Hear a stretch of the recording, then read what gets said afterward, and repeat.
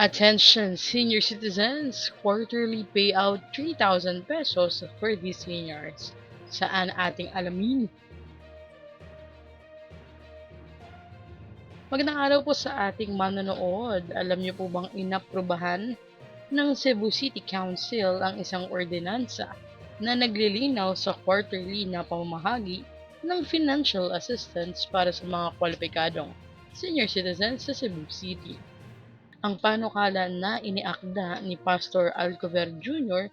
at sinuportahan ni Mr. Dave Tumulak ay nagpapatuloy sa pagbibigay ng 12,000 pesos na taunang tulong na ipamamahagi bilang 3,000 pesos kada 3 buwan sa bawat benepisyaryo. Layunin ng ordinansa na linawin ang sistema ng pamamahagi at gawing mas maayos ang proseso sa dumaraming bilang ng mga senior citizens na tumatanggap ng benepisyo. Ang Office of the Senior Citizens Affairs ang mangunguna sa koordinasyon kasama ang iba pang tanggapan ng lungsod para sa payout ng gagawin sa antas ng barangay. Kinakailangang personal na kunin ng benepisyaryo ang tulong gamit ang kanilang Senior Citizens ID.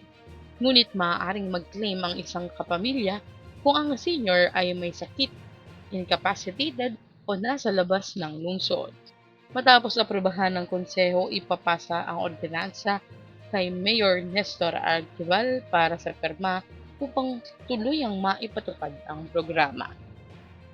Muli po ito po ay sa Cebu City lamang dahil ito ay inisyatiba ng kanilang lungsod. Hanggang dito na lamang po muna ito ang Chelsea Infos and Updates. I-like, share, and subscribe para kayo updated. God bless po and have a nice day.